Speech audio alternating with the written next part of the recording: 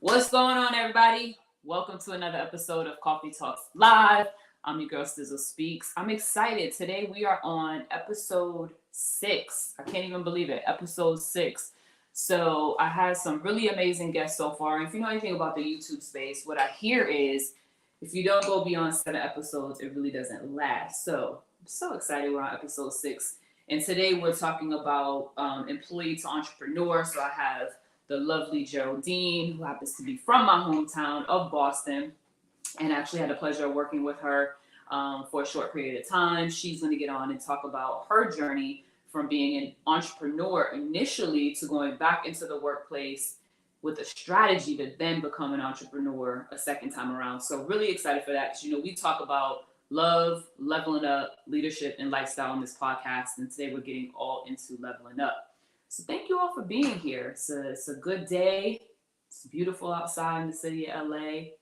Can't complain. I hope everybody's doing well. So, we do this live every Thursday, 4 p.m. PST, 6 p.m. Central, 7 o'clock on the East Coast for all my East Coast people. So, I'm Sizzle Speaks. This is Coffee Talks Live. We're going to get into the episode. While we wait for my guests to get on today, I really feel like I'm the type of person who believes in doing whatever it is that makes you happy. So whether that's working for someone else, doing a 9 to 5, working for another entrepreneur, being an entrepreneur, they would say, or it's running your own business, whatever works for you, you have to really decide which way you want to go and not worry so much about what you see on social media every day, because entrepreneurship, for example, is not easy. Right. And if it was easy, we would have way more people in the space of entrepreneurship. And, it takes a certain character. It takes a certain amount of stamina. It takes a certain amount of discipline to really work in the space of entrepreneurship. So again, if you're sitting at home or you're watching this episode live and you're thinking about where you are currently in your life, maybe you're going to a 9 to 5 every day and it makes you feel really good. You like the people that you work with, you're happy, you feel successful, keep doing that. Kudos to you. Because at the end of the day, it's not for everybody. It's not for everybody. I started this journey probably a year and a half ago now as an entrepreneur. And it's had its challenges. It's definitely a roller coaster ride. And from someone who comes from a very corporate background, I spent a lot of time in the workforce working for others, having that stability of like, here's my schedule. I know what I'm expected to do on a day-to-day basis. I know what my deliverables should be. I have someone holding me accountable. There's all these other layers that go into being able to walk into another place or walk into somewhere and work for someone else. And it makes it a lot easier for some people to just operate in that space. And as entrepreneurs, the complete opposite. Like you don't have anyone waking you up at 6, 7, 8 o'clock in the morning and say, hey, it's time to get up and go to work. You don't have anyone saying, here's your schedule for today. This is the department that you're going to be working with. Here's the deliverables. This is what I expect to happen by X amount of time. There really is none of that. It's all on you to decide how you spend your time every single day, how you prioritize your tasks, what's important, what needs to get done right away, what can wait. So it's really a matter of understanding what it is that you want to do, what do you consider success, and making sure you're true and honest with yourself about your goals and your future and not letting anyone steer you in a different direction. So today, in talking about leveling up, it's going to be really interesting to see the perspective from someone who went from being in a space of an entrepreneur, having her own brands, cosmetics line, working for herself with 2 kids, to then going back into the workforce and deciding to work for someone else, and then get back into entrepreneurship and build her own business, and now be in a space of opening, her second location, which is totally dope. I love to see the women win. So that's the gems for today, and we're live. So if you're here live with us and you have any questions, make sure you leave them in the comments below. Questions, I meant comments, y'all. If you have a comment, leave it below. And also make sure you check out the other episodes, episodes 1 through 5. We had some really amazing guests talking about great things from marketing, social media marketing and branding to self-care. So make sure you check them out. And it looks like my guest is in the building, so I'll go ahead and add her on. Hello. Hey. How are you? I'm good. Long time no see. I know, right? I miss your face. I think it was like summertime. Was it summer? Maybe the summertime? Girl, think. When I left? I feel like did you go to Aiden's party? Who? Aiden. His birthday party, his 5th last year. Yeah, I think that's the last time. Girl, it's been a minute. No, maybe. Wait, did you come out here for? No, yeah, that was it. When I first moved, I was back to Boston like every month. And then I was like, all right, I don't have the need to go back. I'm not going back. And then it got cold and I was like, I'm definitely not returning. Yeah. Don't want to do it. So I was in here just rambling in the beginning. So welcome to Coffee Talks Live. Yes, thanks for having me. Of course, this is my podcast I started 6 weeks ago. And basically the idea is to talk about love, lifestyle, leadership, and leveling up for women in particular. I will have male guests on, but right now I'm just focused on the women in their space of winning and just, doing big things. And so today's episode, I'm excited for this because not only have I been around for a while through your journey, like it's amazing to see the growth and where you are. And it's also something that I think other women need to be aware of and understand that like anything's possible. You just got to be able to put your mind to it. So knowing like your history and the kids and just everything that's around you and surrounding you to be able to be in this place now in 2022 is super commendable. So I was excited because I'm like, part of me wants to, learn too and get the inside scoop on the journey. And then part of me wants to make sure like you are celebrated for the space that you're in right now and all the hard work you put in. Thank you. So, this is Coffee Talks. We're live. We do it live every week, 4 p.m. Pacific. I have the lovely Geraldine, who goes by Jen, here joining me today from Glam by Jen, Beauty and Skincare. So talk to us. Tell us a little bit about your background. Where are you from?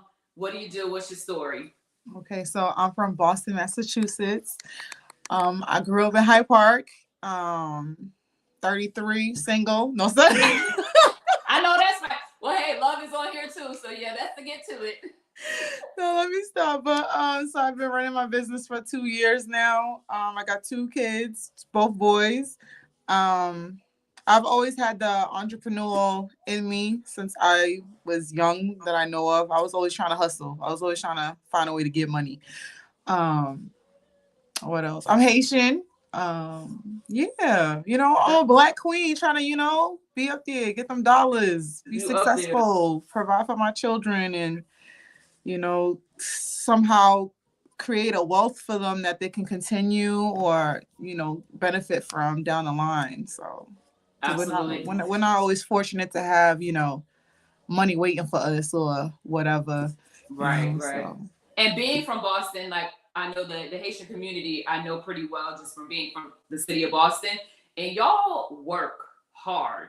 Like you can't play around with the Haitian community about getting their money. Okay, so, we be like, sleep what? I know. It's crazy. Like 3, 4, 5 jobs. Like, we just gonna make this work because, it goes back to keeping it in the family and making sure like the generational wealth is there. So that's super dope. So I want to talk a little bit about sort of your beginning part of your career because you've been in the business that you're in right now 2 years. But before that happens, you were doing cosmetics, right? You were selling cosmetics. Yeah, I was. So my journey really started like 2017. That's when let me backtrack. So when I first started the cosmetic line, I first thought about it like 2015. So 2015, after I had my my second son, is when I really was like, I need to get some money. But it wasn't more so like get some money. Like me and my friend was at the mall. And most places you have to get your makeup done at the mall. Like you go into like the counter to get your makeup done or whatever. And we and her have the same birthday. Well, around the same time frame. And back then it was always like you either had to drive to the girl's house to get your makeup done, or they didn't know what they was doing at the MAC counter, or whatever. I'm like, hold on now. Some of them, not all. But it was just like it was always something, or they were just overly booked, because Right. everybody would go to the same place. They would all run to the mall to get their makeup done. And yeah, so either the makeup artist didn't have a car, or you had to come to them, or it just was out the way. And so the idea pretty much sprung off of me thinking, oh, what if there was like an around the way shop where you can go particularly to get your makeup done? So ideally, my goal was to have a makeup salon, like a salon for makeup artists, where it's like different makeup artists that could rent a booth, and then I was gonna wholesale different beauty lines, because you can wholesale Morphe, is one of them. There's another brand, I can't really remember the name, but needless to say, like there was other companies that you could wholesale from and sell their products in your store. So when I was on a hunt to do that, like being back then, being like a first time business owner, to them it was just like, no, like you think. One lady was asking me for first and last, then she wanted 3 months up front, and then she wanted to make sure that I had a loan from the bank. I was like, oh my God, like pretty So much this she is wanted. all when you were thinking about opening like the makeup store. Yeah, Kind of thing exactly. concept. Yeah, Okay. yeah. So it was just like she was pretty much asking for damn near like $30,000. And I was just like, you about to take my whole money for me to even try to have like an inventory, like, Right. and to buy furniture and supplies. So it was just kind of like, that's dumb. So I ended up putting that on pause, and then I like flipped it around and went with plan B, and then started the makeup line. And then instead of wholesaling, I private label. So then I went into that. It was a great journey. It was going off fast. So that happened then, and then I finally put it into perspective like 2017. I did a lot of vending events. I even traveled. I went to Connecticut. I went to Philly. Wherever I could vend and put my name out there, I was taking the chances and put my name out there, because I was like, I want to be buzzing. Like, I want people to know me, my brand, and things like that. So I would travel to different events and host as a vendor. And then people would always ask me like, oh, did you go to school for this and things like that? And I'll be like, no, because I didn't.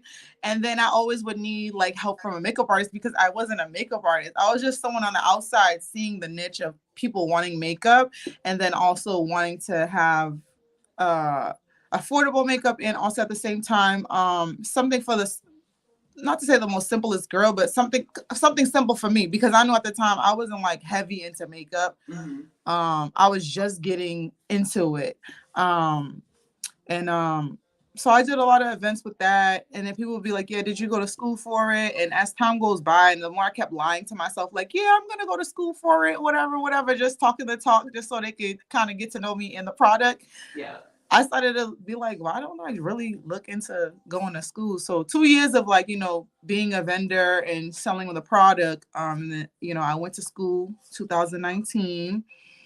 And so the moment I went to school, I graduated, I got put onto a chain wax center. And then next thing you know, the pandemic happened. So like, I was just starting to learn.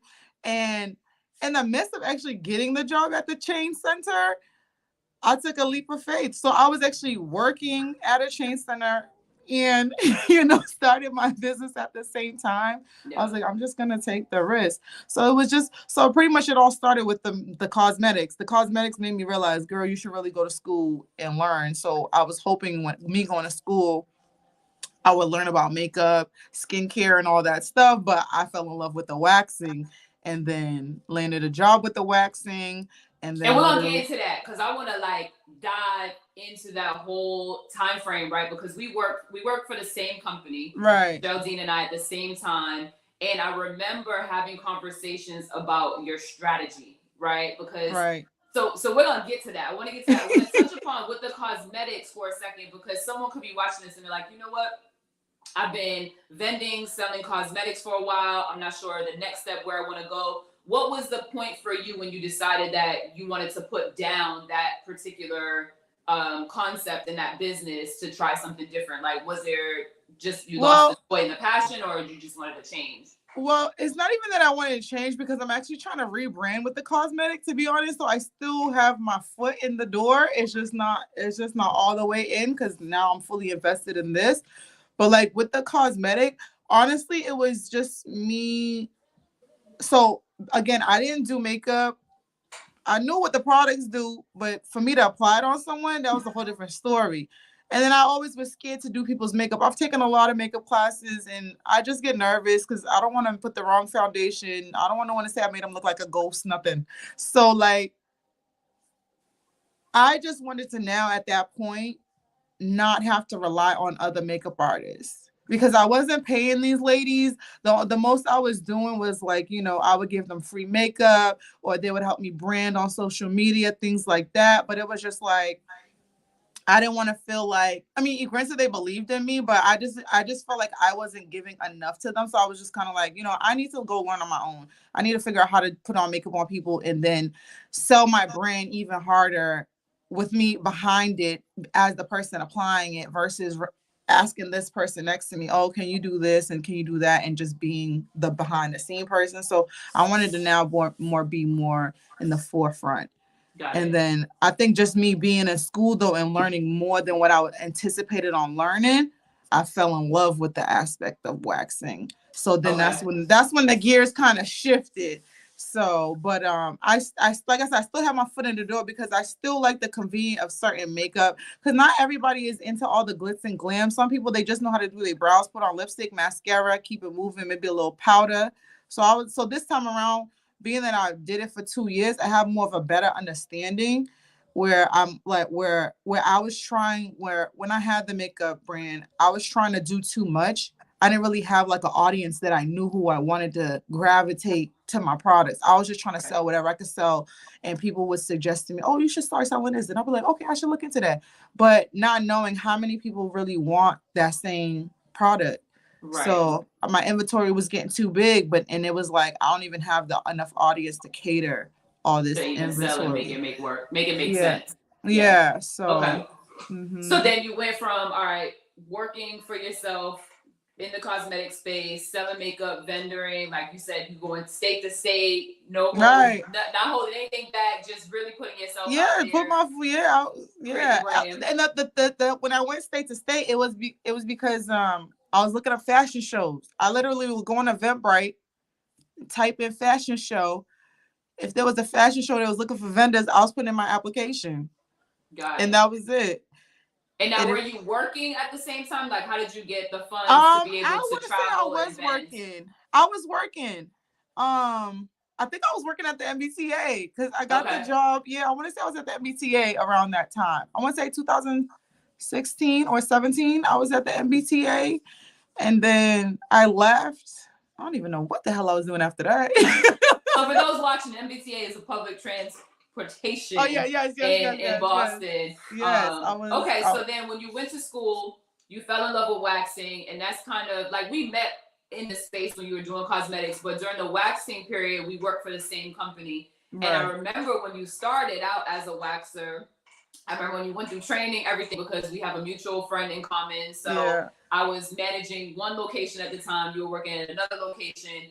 And at some point, I was like, she's on to something, because I knew that you were there strategically learning as you were going through the time of, okay, I fell in love with waxing, but now I'm learning the technique, I'm learning about the business, and because I have this entrepreneurial mindset, I know I can do something with this. And they had me as a manager who's like, you know what? I know our policy is this. I don't know if I like this. This is not the right scenario, because I was a stickler, right? Right. I don't know about this scenario. But now, in retrospect, looking back, I'm like, look where you are now. Right. So and the crazy thing is, like, I didn't even need to take none of their clients. Like, I built from scratch. So I want to get into that. So talk to us about your experience, like now going back to being in a real workforce, right? Like working for someone else, clocking in and out, having 2 kids. Like, what was Geraldine thinking when she walked in as a waxer and was like, okay, I got it down, I know what I want to do? Like, at what point did it click that you knew you wanted to own your own studio? I didn't know when. That's the problem. So I didn't even know when. When I went into it, I went into it for the passion of waxing, because I really enjoyed it. The more I was there, like, and because of having 2 kids and being a single mom, I was like, this, how can I pick them up? How can this shift really work for me? Because I was working the late shift, like the 2 to 9 or 2 to 8, whatever the shift was. So it was just kind of like, okay, my kids get out of school at 3 and I have to be clocked in at 2. Like, so it was like always me getting an Uber for my mom. So I'm spending extra money. And I went into it thinking that I would be making money, but not realizing that I wasn't even making enough money, because after I would leave there, I was doing Uber Eats and coming Okay. home 12 o'clock at night. So I was still working after work. And it was just like a repetitive cycle, and it kind of got draining. It was like wear and tear on my car, wear and tear on me, asking if I could be blocked on my schedule to pick up my children. Like, it was just a lot of back and forth, and I didn't want that. And then I also didn't like the fact that I was being rushed. I felt like from whatever you learn in school, it's all about, executing. Like, in the process, you want to make sure like you're doing an efficient job. You're also like teaching them as you're doing the service, so that way they could and answer whatever questions that they have. I feel like as you're being rushed, you're also being scripted. So I had to like say things. It wasn't natural for me. I feel like I was myself when the door closed, but it just wasn't, it didn't feel as natural as I wanted it to be, because I felt like I had to do these things in order to do my job. And I kind of felt like, how does the person really know that you really are attentive to them and really care about the service that you're doing for them? So like, I just mentally wasn't there, and I no longer wanted to be there once I saw the dynamics. Like, the workers were good, the management was good, but it was just like the company overall and their view of you as an employee, to me, was you're replaceable. Right. And if I'm Girl. replaceable, then why am I here? Like, that's just how I felt. Some people, they don't mind being workers, but I've always known I'm not nobody's worker. I'm a Mm-hmm. hard worker.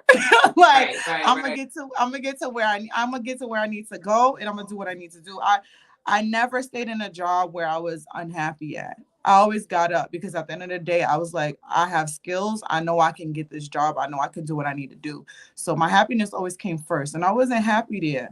So So it that's looked like basically the process was okay, got back into the workforce, started working, doing something that you enjoyed doing, which was actually waxing, and then right, seeing the dynamic in terms of being a mom, being a single mom at that, of two right, boys that were in school, of age to be in school, the scheduling not working for you, the way yeah. you wanted it to. So it's all these different factors that were like, you know what, if I love this and I know I can do it, how can I make this work for me and do it on my Yeah, own?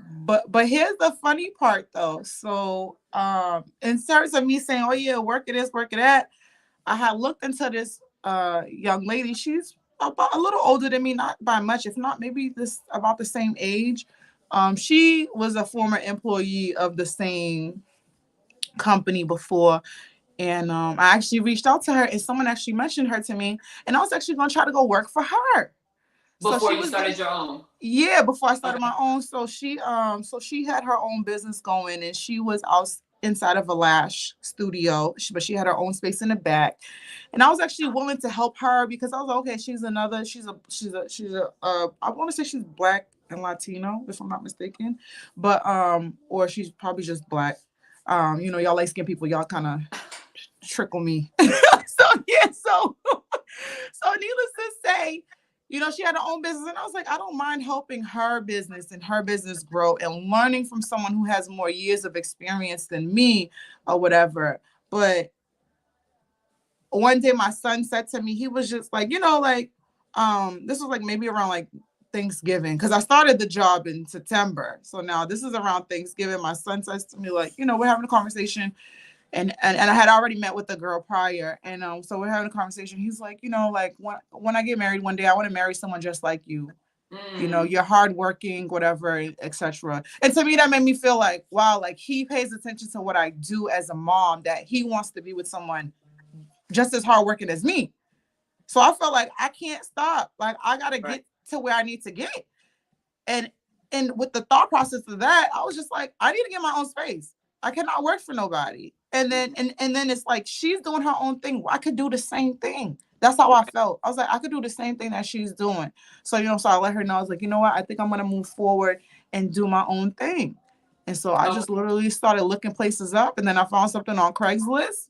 So that was gonna be my next question. So for Yeah. those watching, I'll reset really quick. This is Coffee Talks Live from Sizzle Speaks. I'm here with Jen. She is the owner, founder of Glam by Jen Beauty and Skincare, and we're talking about her entrepreneurial journey, starting out as like an employee and then working in the space of now on to her second location. So talk to us about what that process was like to actually find a Well, wax one location. One location. I left the other place. So it's one. Oh, It's so one. moving on, Yeah. like expanding, like Yes, getting exactly. bigger, Yeah. It's just a bigger outgrowing, location. It's bigger though. It's bigger. outgrowing the little baby. Yes. So how did you find your first location? What was like the setup? Like, what did you need to get in there? Was it just like a small room somewhere? Because there's different people who have lash studios or do microblading, because you have microblading in your background, or do waxing and they started in their house, or they rent a small space. Like, what was your first space like? How did you find it? What did that cost you?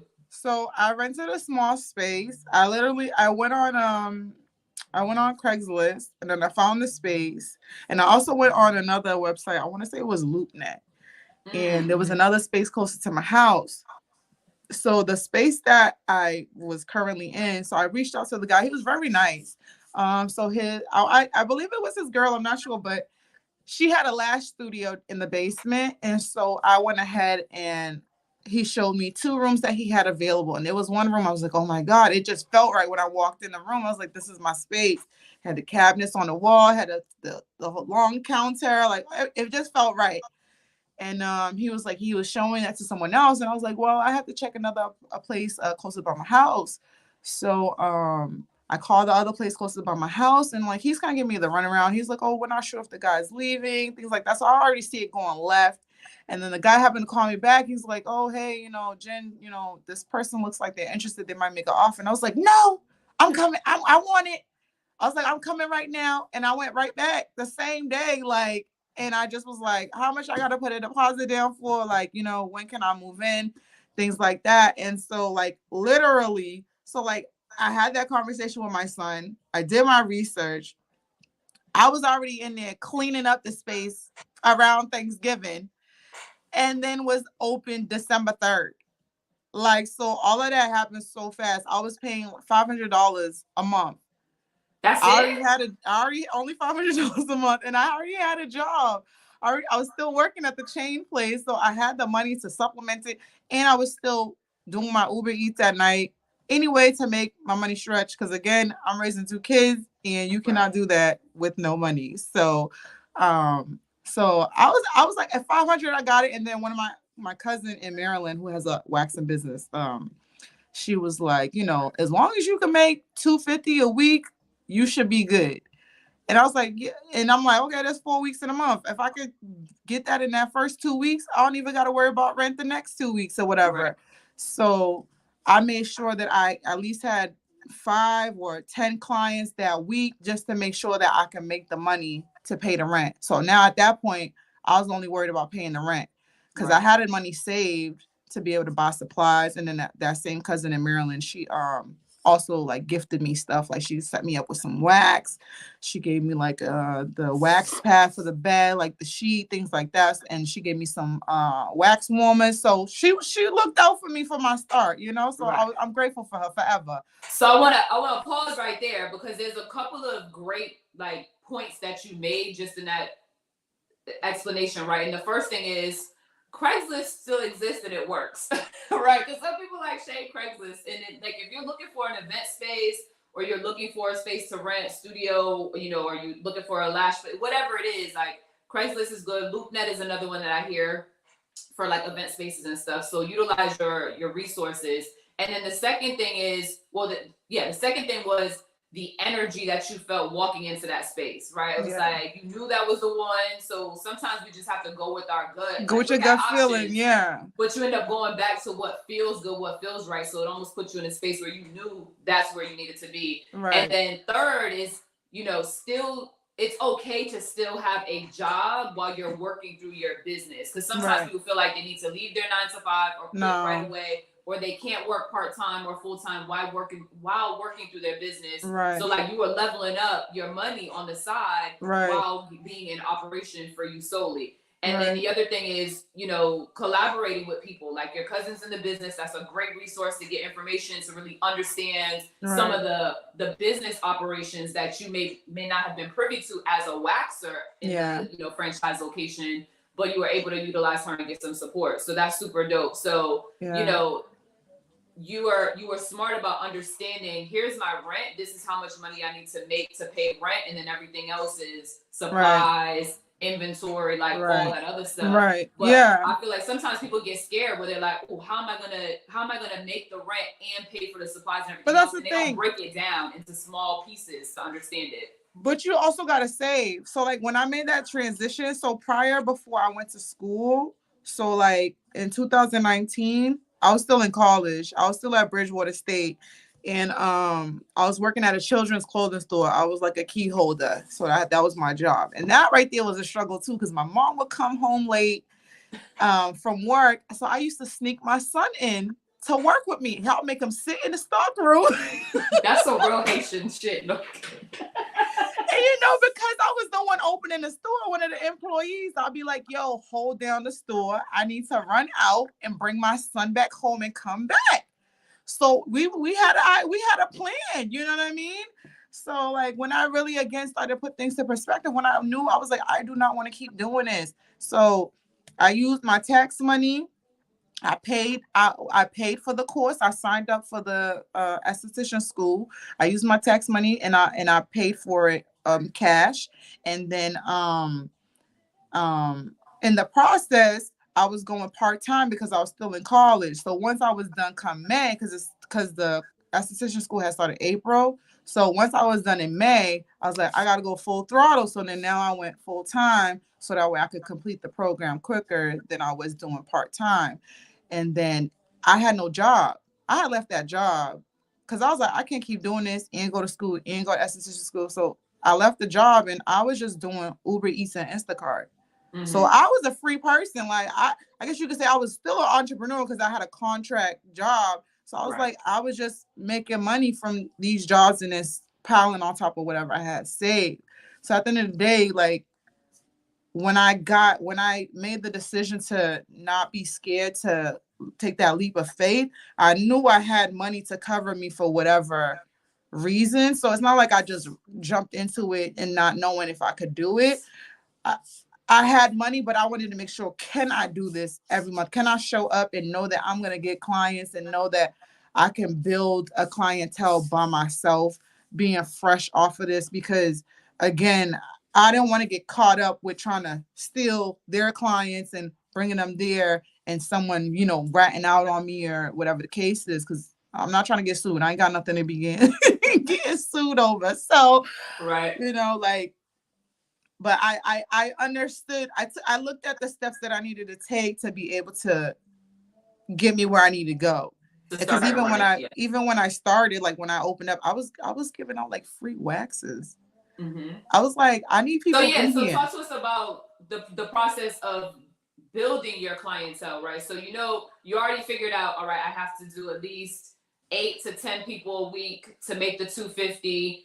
How did you go about finding people to get, you know, clients in the door? What was that marketing strategy like? And, you know, what did you have to do, like, solely yourself? Did you utilize social media? Like, what was your process? So, I feel like I got a good group of friends in terms of my personal page and presence on social media. So I feel like a lot of people who know me, they already know like my energy, the type of person I am. So, you know, I think because of my personality, some people like they mess with me. So they'll share whatever I post. So it was like me trying to share myself like, hey guys, I'm giving them free wax.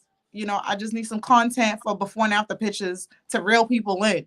Because people want to see your work. They're not gonna just show up, you know, unfortunately. But so I was doing like the free waxing, and then once I narrowed it down and I was providing like clean work, clean content, I was like, okay, now this is my prices.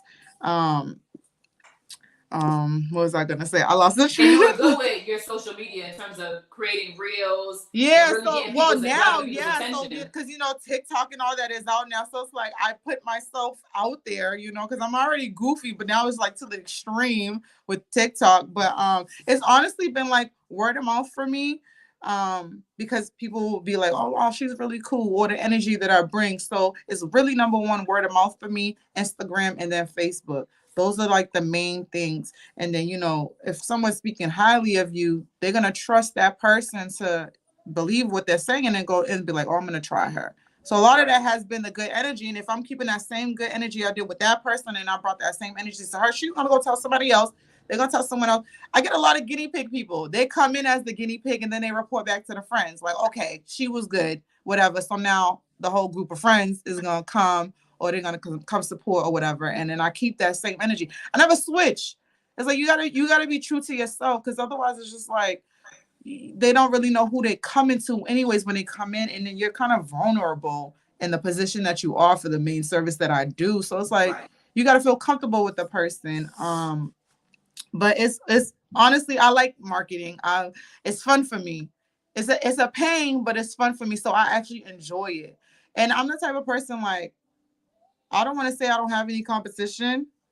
I'm only in competition with myself and the big chain people, because the big chain people, they don't have to show their work. You just show up.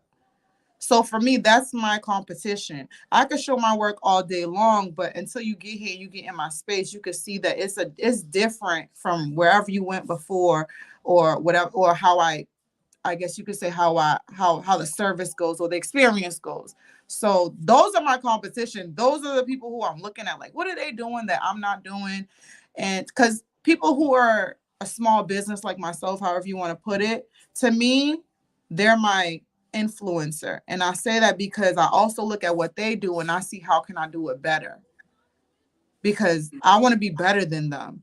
But I don't see them as a competition. I just like what they do, or whatever skills that they bring. And I'm like, how can I do that but do it 10 times better than her? Right. And what And did you then actually, in terms of that, what did you think about? Because, if you all are watching, not familiar, so Glam by Jen Beauty and Skincare, her primary focus is waxing, offering waxing services for men and women. And, when I think about waxing and being in the space of coming from working for a wax company, it's like, hey, you wax and you go on about your business, but there's different things in terms of service aspects, knowledge, the experience, as you mentioned, that sets you apart and could make you different. So when you were thinking about, all right, here's the services that I'm going to offer, what experience did you want to create, and then how did you come up with your pricing? for my pricing, I looked at what the big competitor was doing. I was like, I have to be below them, but not so low where I'm not making no money from it. So I was like, if I'm a little bit less than them, cool. And then I try to look at the area that I'm at next. So if I'm in an area where everybody's pricing it at this point, I want to make sure, okay, am I in between that and not over this? Because I want to be right in the middle. So I want to say, like, in Milton wax, I was doing my waxes for, I want to say, did I start at, I think 55. I started at 55. I think the most I had seen was 60. So I was like, $60 okay. for a For a Brazilian service. Brazilian, yeah. So I was okay, 60. I was like, I could do 60. I could do 55. I'll go $5 down. And at the time, I think that chain was doing 58. Yeah, it's like 58 or 59. Right. So I was like, okay, I'm not too far along from what the town is doing, nor what the chain company is doing. So I set it at 55. Um, and then of course, as the pandemic went, the price increased, and then of course the pandemic got worse. So then the pricing, it fluctuated more. But I tried to keep myself at a bar where I could feel like it was affordable. I'm frugal.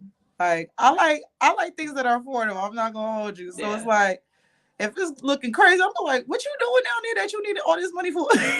But I get it now though, because it's the time you put into the service, the products that you're using. Because I'm spraying you, I'm using a powder. Like, for every little drop, every little spray from the pump, like, I do at least on an average day, maybe 15 or 14 people a day. Wow. If it's the same service back to back. Like I remember one summer, I think everybody came in for a Brazilian. It was Brazilian straight back to back. I did 23 people. Mm. So it's just like, now imagine all the products that I'm using. So it's like I got to implement all the costs into that. So it's like nothing is cheap. All it Right. is to make sure that I'm using the right products, or at least products that um, have good quality. Where I Yeah. know that you won't break out or you won't irritate your skin. For instance, I have a client. She's allergic to beeswax, and we found out randomly. So I'm like, now I gotta make sure I always have like a vegan friendly wax, because I don't know Mm. who else could be allergic to beeswax or whose skin is getting irritated. So it's like I had to transition, and now and then you go through the cycle of trying different products and trying to find the right product. So I spent a lot of money like just trying to find the right wax, because there's really no right wax. I think it's being able to manipulate the wax, like understand the wax and how to navigate that wax. So that I've come to that point where I'm like, okay, it's not me. It's me not taking my time with this one specific brand and understanding it and seeing what client it works for and what client it doesn't. Because not every wax works for everyone. Because the more you read into the wax descriptions and stuff like that, they let you know if it's good for fine hair, coarse hair, um, if it's sensitive or if it's hyperallergenic, like things like that. So it's like you gotta like really read into or understand your clients first and what type of clients you're bringing in to know what type of product you need to To invest provide. in, so you don't waste your money Yeah, too. And yeah, I will say the pandemic for the service industry was actually really good. So when I yeah, say service industry, I mean makeup artists, waxers, like anybody in cosmetology, like hairstylists, like that was really your time to to level the shine. fuck up. So like Yeah, if you didn't leave your 9 to 5 during that point and you knew you wanted to start your own business, like you missed out, right? Because like but I saw I the do. most waxers leave during that time. I saw Yeah, the most makeup artists make so much money during that time and then not go back to working for anyone else, because what they realized is, to your point earlier, it's just utilizing your skill set, right? You're just using that skill set and working for yeah. someone else because it feels comfortable, it feels safe. But the pandemic allowed people to see that, yo, you can do this on your own and really make And bank really, in yeah, your house. right, exactly. I was gonna say that for me also during the pandemic was everything going on with the Black Lives Matter and all of that. Like that really played into effect because at that point, if you think about it, like we were all like at home. Women were suffering because they're like, oh my God, I can't do my regular routine. Like, I can't get cute. I don't feel cute, Right. whatever the case is. And then you had everyone protesting Black Lives Matter, everyone wanting to support Black businesses. So I think at that, and then we all just be, and we all, then the city opened up. So it's just like a lot happening in that one time frame. And I think a lot of people wanted to support anyone that was Black, which was great. Don't get me wrong with what I'm about to say, but if you're not gonna support 100% all the way and continue to support Black, don't do it because of the hype. Right. I don't. I don't like business like that. That's not real business. You're coming to me one time just because you want to say, "Oh, hey, yeah, I'm here because," like, no. I appreciate the shout out, but no, because It's you the came to me continued that one. support. You're not really supporting my brand. You're just here for the hype. There's people who are dedicated. They see you, like you said, they see from the outside, like, yo, she's doing her thing. There's clients that come here, they're like, oh, I've been watching you for a while. I finally decided to come and see you. Yeah. They, you know what I'm saying? Some people, they want to see your growth. They want to see if you're really serious about your stuff. Because some people, they have a business, they post here and there, and then it's just like, okay, then you never hear from them. They're not Right. serious about their craft. And I heard that on an interview on the Breakfast Club, actually. I believe it was the Breakfast Club. The woman was talking about the difference between supporting a Black owned business and investing in a Black owned business. And like, we need to focus more on investing, because like a support could be a message, it could be you pop up, but it's, Yeah, don't do it because people are watching and because it's the popular thing to do. But how do right. we invest more in Black owned businesses to really make them successful? So Yeah, yeah, it's key. And for you, like, you started this operation working by yourself, running a business in a space that was decent enough for you to have freedom to bring people in, feel comfortable. At what point did you realize it's time to expand? It's time to go bigger. And then what was that process to actually get to the point of, I saw you with your post showing your keys for your new location? Yeah, so I think for me, it was just kind of like the room was getting crowded. I didn't have like anywhere to store my products. I wanted to buy in bulk. I was spending more money because I couldn't buy in bulk. I didn't have nowhere to put the supplies. I literally had just the four walls that I had. So those boxes everywhere, and it was just like it's like someone new coming in. It's just kind of like, oh, you don't want to look like you're cluttered. You want to set the aesthetics of this is this, it's clean. Like you can look around and see there's nothing there, like nothing's on the ground. You know what I mean? So like I didn't like the fact that I felt cluttered. And always having to apologize for the clutter. Like, oh, don't mind my room, but it was just like they don't know that, you know what I'm saying? But for me, it's like I know like this is not how I would want my room to look.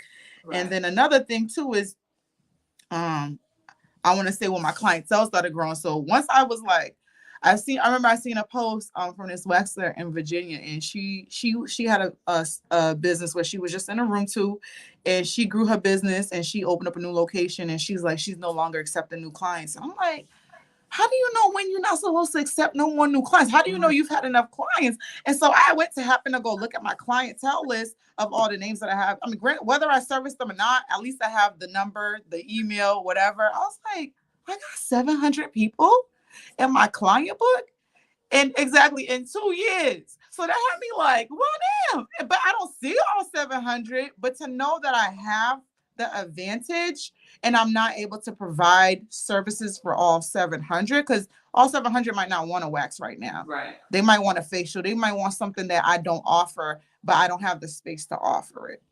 So that's when I started thinking like, I think I need to like do my research. And so looking for a bigger space was harder because it was a pandemic. One, they wanted to make sure you had money and that your business could really uphold now a bigger space, a larger rent amount, and or can pay the water, the electricity, or whatever the case is.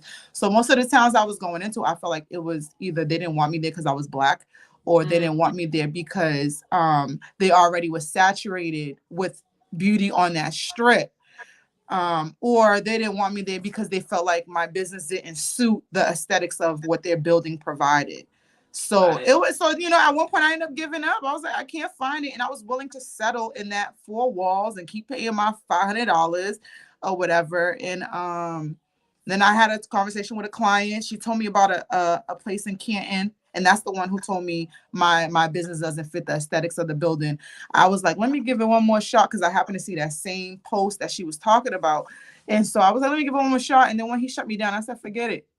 And then I randomly one night, I'm like, you know what? Let me try one more time. I go on LoopNet. Like LoopNet is my go-to. So I go on LoopNet. And then I was like, oh, there's a place in Hyde Park. I was like, okay. And so like, I want to say either the same day or the next day, I called a guy. They transferred me to him. The conversation was going great. Like we're laughing on the phone. I was like, oh, this is a vibe. So we're like laughing on the phone. He books an appointment and showed me the place the next day. I clear my schedule. I'm like, yes. Like he wanted to help me. You know what I'm saying? And I felt that. And I was just like, yo, I think this is happening. Like this is the guy I've been waiting for. So like we meet the next day. He showed me the place or whatever. And then I tell him what I do, whatever. And then I was like, wow, this space is bigger than what it says online. And I was like, what's the real price? And then so what's the real price? So, and then what's the real square footage? So this place is 2,400 square feet. Mm-hmm. And I ain't gonna say the price. No, that's okay. And then I was like, do you have other places you can show me? Because the place, the layout was amazing. I was like, I don't have to do anything. I don't have to reconstruct. I don't have to paint. The walls was already great. I was like, it's like, this is for me. It felt great when I walked in, but the price was at my cutoff. It was like at what I could afford to pay. So I was like, do you have any more spaces? So he showed me more spaces. And either the layout didn't make sense, or the price was the same price but smaller size. And I was just like, I might as well go big if I'm gonna pay the same price as the smallest space. So in the process, he also like, he kind of wanted me to get the space. And I say that because I asked him a few questions in terms of like, yo, do you think I can get him to minimize the price of the rent, things like that? And he was like, yeah, just write a letter, a proposal letter. And he pretty much like guided me on how to write the letter. And I said, all right, I'm gonna write this letter. And he was like, when you finish writing the letter, send it to me. I'm gonna review it for you, let you know if you need to fix anything first before I send it in. And I'm like, he want me to get this. Like he Right. wants me He there. probably Like, makes a commission. I mean, yes, but at the end of the day, though, I feel like the people who I interacted with, mind you, because I kept getting shut down, they wasn't even trying. Right. They It didn't was even meant want to to give, be. yeah, they didn't even want to give me the time of day. Like this guy actually seemed like he wanted to help me. Whether he was gonna get a check or not, like he actually seemed like he wanted to help me. It's like I don't want to say it's like he believed in me, but I feel like he actually genuinely wanted to help me. And so like, and then everything just went smooth. Like I was able to call him and he answers. Like it was just like he was like, "What do you need?" Like it just was a smooth process. It was like no bumps besides me getting COVID. It was like no bumps in between to like make me feel like this wasn't the right move. And was So it like a typical rental, like when you rent an apartment per se? Like, cause what is it? A retail space? Is it a So I'm commercial actually in space? a building. I'm in a building, but I have the whole first floor. Okay. So did Cause he require like first, last? Like, what's the setup? Like for someone yeah, who's so like, you I know what, I want to did. go on LoopNet tomorrow to right now and look at getting a space. I want to start my waxing business. What kind of things do they need in terms of paperwork, in terms of money? What do I need to get started? Yeah, so I did require to have first and last. They didn't ask for like a deposit like some places do. So all I did was first and last. Um, did I need to provide any paperwork? Probably a license or something. License, They care about insurance. that. So yeah, so I had to get insurance. So my insurance that covers me wasn't enough. I needed insurance that covers the property itself. So I had to get a separate insurance. So I'm paying for two insurances. So I had to get a separate insurance. Well, I already had one for myself as a licensed esthetician.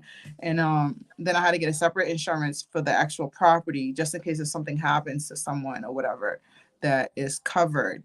Um, I don't think I had to show any documents on how much I make, if I'm not mistaken. I know I did that with a prior person in Norwood when I inquired on a place. She wanted like every paperwork to show that I actually can afford it or whatever. But I don't believe that they had asked me for any document.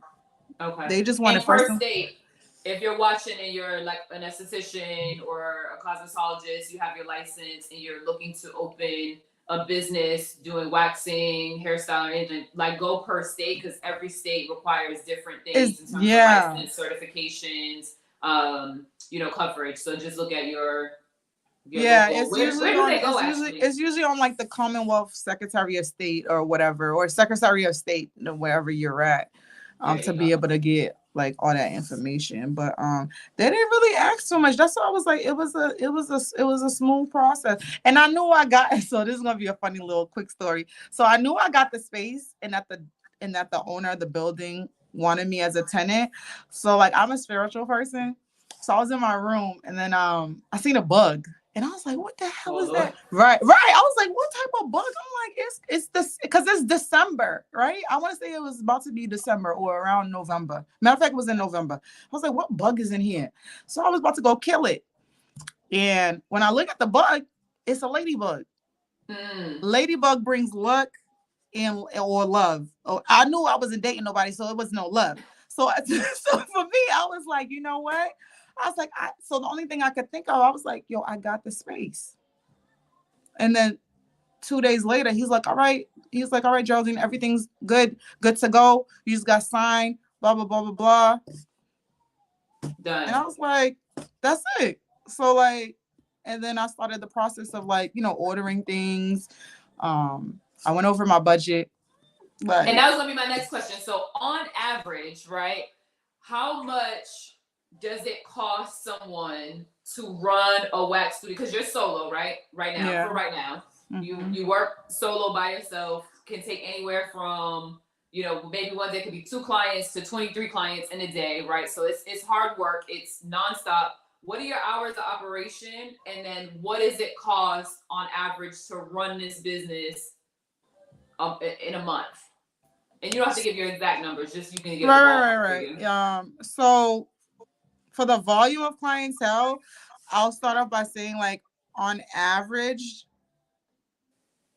I want to say you should be making at least $10,000 to $15,000 a month. A month. And that's seeing how many people? I want to say around 800. Well, my clientele list is right now is like at least 800 or 850 at this point. So, and I'm mostly doing a lot of Brazilians, and people are now starting to do like full leg services or full body. So it's like I'm going through more wax now. So, but I guess you could say like when I was in a smaller space, making between that much money, it was more than enough. Mm-hmm. It was too much, but obviously you want to be able to know you have that security if anything happens, and if you're paying yourself, because at one point I was paying myself as well, and then but with the move I put that on pause because I'm like I want to get settled in and then go back on payroll once I know I'm at a comfortable stand or whatever. But if depending on the area, I guess you could say also between the 5,000 and 10, but for me it was I'd had to make sure I had between $10,000 to $15,000 because wax isn't cheap. I was buying it like around $1,100 or $1,200, either not a month, but maybe like every other month. Right. And then you gotta implement if you're buying everything in bulk, like your powder, your cleanser, your cotton rounds, all of that, whatever supplies that you use.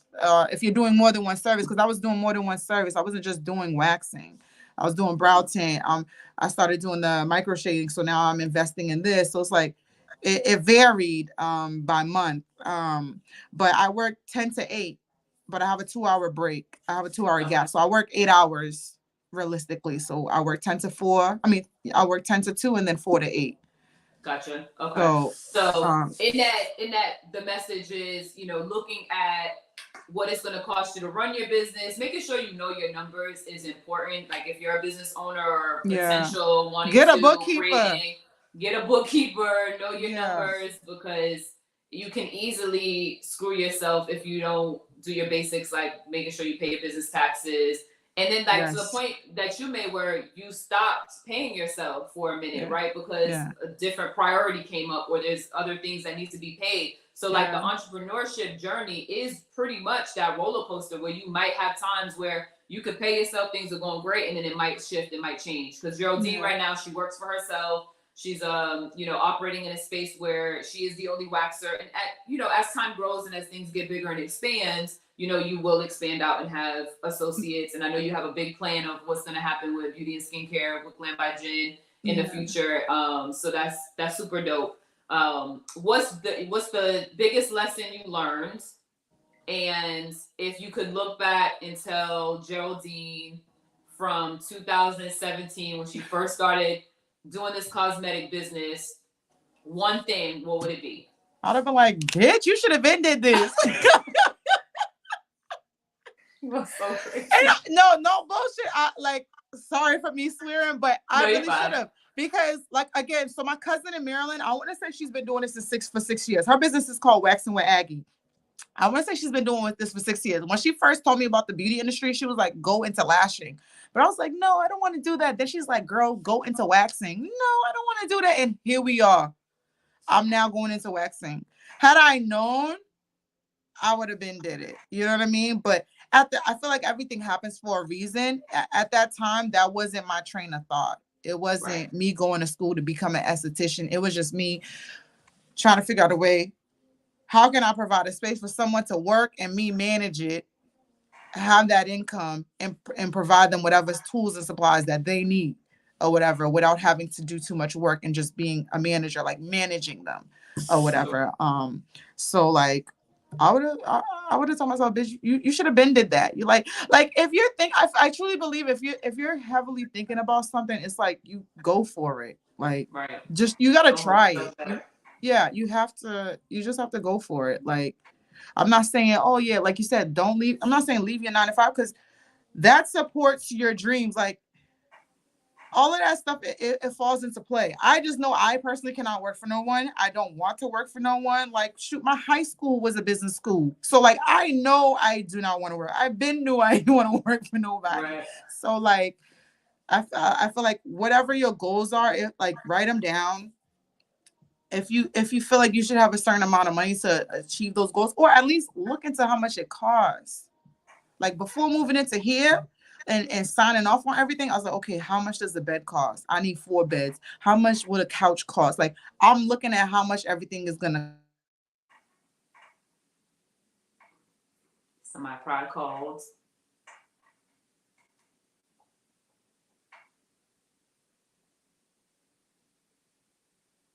Looks like somebody probably called. We get this on Instagram too, where if someone calls you on IG Live, forget about it. You lose your sound. Everything goes crazy. So we'll see if we can get Jen on quickly to do our head out. But if you're just here joining, this is Coffee Talks Live with Stizzle Speaks. We do this every Thursday, 4 p.m. It's about love, leadership, lifestyle, and leveling up, focusing on developing and encouraging, inspiring women entrepreneurs, women in general. If you've been here live with us, thank you very much. I can see the little eyeballs in the corner. They've been watching, so appreciate you. And we'll see if Jen can get back on so we can figure out what she does on her coffee break and do her drop of where you guys can find her. But she basically started her business as a wax specialist. She has her own studio right now that she works out of, has built her clientele to 850 people in the space back home in Boston, Mass. So it looks like she might have went out, so I'll do the drop. So if you are looking for waxing services and you are in Boston, whoops, I'm pressing all kind of things. Let me see.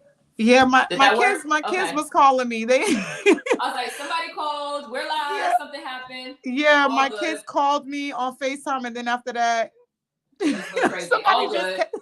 My friend texted me and said, nah, get it together.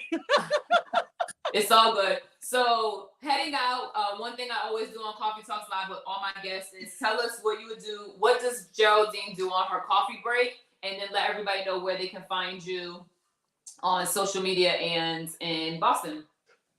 Oh, I like to eat. Bring me food. She's eating on her coffee break. And them kids is calling again. Now she's back on mute. It's the children, y'all.